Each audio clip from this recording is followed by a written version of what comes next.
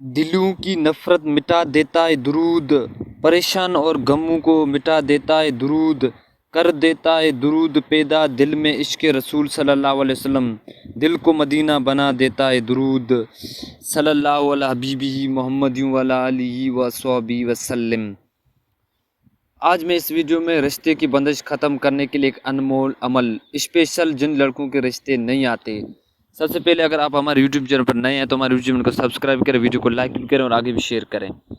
جن لڑکوں کے رشتے نہیں آتے یا پھر رشتے آتے ہیں تو بات نہیں بنتی ہے، پھر منگنی ہو کر ٹوٹ جاتی ہے، ان سب مسئلوں کے لیے درود رحمت کا مجرب عمل اور وظیفہ آزمودہ عمل ہے۔ وہ بہن بھائی جن کے رشتے بندش کی وجہ سے پریشان ہیں، ان کو کسی عمل کے پاس جانے کی کوئی ضرورت ہی نہیں ہے۔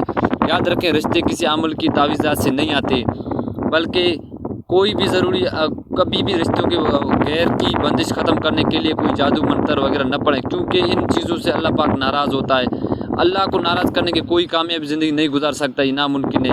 لہٰذا اس عمل کو نماز کی پابندی کریں، روزانہ نماز مغرب کے بعد باادب وضو کے ساتھ تعظیم کے ساتھ ایک جگہ پر بیٹھ کر 1100 مرتبہ درود رحمت